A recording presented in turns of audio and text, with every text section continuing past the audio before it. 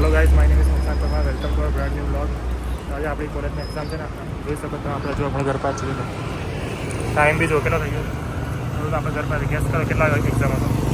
એક તો કોલેજ આવ્યા સવારમાં આની ઝીરો લઈને આવો તેની ઝીરો લઈને આવો. કોલેજ જવાનું મગજ મારી સવાર મોકલીને પછી લઈને આવો. લઈને ના જઈએ તો કંઈક લઈને કમ ના. ચલો તો મળીએ કોલેજ પર. આપણે આવી ગયા કોલેજના 10 મિનિટમાં પાર્કિંગ કરી. કેટલા વાગ્યા 10 ને 13 થઈ ગયું. કોલેજ જઈએ હવે જોઈએ. એમ તો એક્ઝામનો ટાઈમ 10 વાગ્યાનો હતો. હમણાં પહોંચ્યા આપણે 10 ને 13 થઈ જોઈએ. હવે એક્ઝામમાં બેસવા જ જશે આપણે ખબર જ કઈ કોલેજ છે. ક્લાસથી પાછા 4th ફ્લોર પરથી જવું પડશે. અંદર ખાસું જવા જવું પડે. પાર્કિંગમાં એટલી ગીરી વહેલું પાર્કિંગ બી નથી મળતું. વાન મળે છેલ્લે એકદમ એન્ડિંગમાં જોઈ શકો.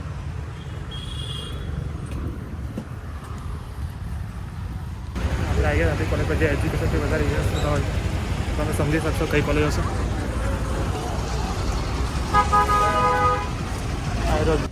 એક્ઝામ લખવામાં તો કંઈ બહુ કંઈ વાર નહીં લાગે એટલે વાંધો નહીં. કારણ કે MISનું પેપર છે. અમે થિયરીઓ મેનેજમેન્ટ ઇન્ફોર્મેશન સિસ્ટમ. આવીએ આપણે બિલ્ડિંગ પર 4th ફ્લોર પર બી જવાનું છે. 10 ને 20 થઈ ગયા.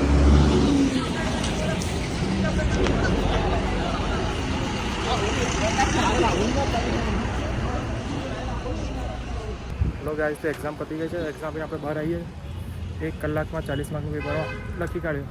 એટલે મારા પહેલાંના જે 10 વાગ્યાના આવેલા હતા 1.5 કલાકમાં એ લોકોનું પત્યું નહીં. અમુકને કેસ સ્ટડી રહી ગઈ, અમુકને 3 ક્વેશ્ચન રહી ગયા, અમુકને મોટા ક્વેશ્ચન રહી ગયા. 1 કલાકમાં આપણે લખી દીધું. પહેલાં આવેલા 10 વાગ્યાવાળા લોકોનું જ બાકી જ બધું. એ કેસ સ્ટડી બી રહી ગઈ કે અમારા ક્વેશ્ચન કેસ સ્ટડી બંને રહી ગઈ. આપણે 10:30 આવી 11:30 બહાર ને કેસ સ્ટડી બંને લખી. બધા ક્વેશ્ચન બી પૂરા ગયા. એટલે બધું કમ્પ્લીટ ગયું પેપર. છૂટીને જવા ભાઈબંધોને મળતો હતો એટલે 10-15 મિનિટ રહીને 11:15 વાગે જ હમણાં નીકળું છું ઘર જવા માટે. જોઈ લો તો 11:15 વાગ્યા છે. હમણાં એક્ઝામ છે તો એટલી ભીડ જોવા મળે ને કોલેજમાં તમે વિચારો બી નહીં. હવે પાછા પાર્કિંગમાં તો ભીડ તો જો ખાલી એક જગ્યાએ ના મળે ગાડી મૂકવાની એટલી ભીડ છે. એક્ઝામના એટલામાં એટલી ભીડ છે એક જગ્યા ના મળે ગાડી મૂકવાની. માંડ જગ્યા શોધીને ગાડી મૂકવી પડે. લોકો જેમ તેમ સ્ક્રેચ પાઈને જતા ગાડી શું કરવાનું પડે. આ લોકો સિક્યુરિટી ગાર્ડને ધ્યાન બી ના આપે. આપણી ગાડી આવી ગઈ તો મળે ઘરે પહોંચી ગયા.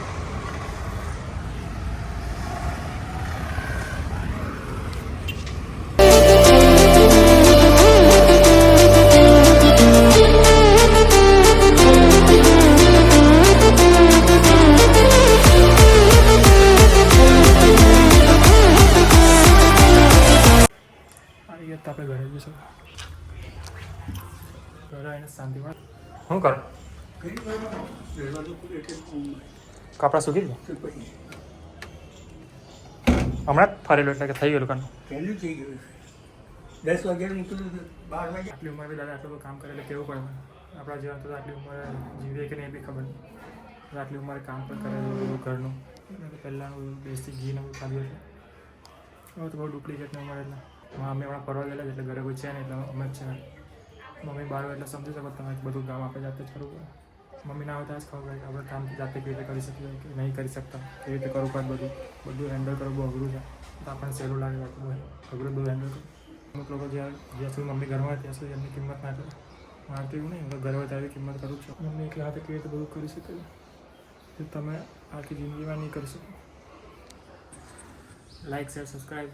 જો મળીએ નેક્સ્ટ વ્લોગમાં ત્યાં સુધી જય માતાજી.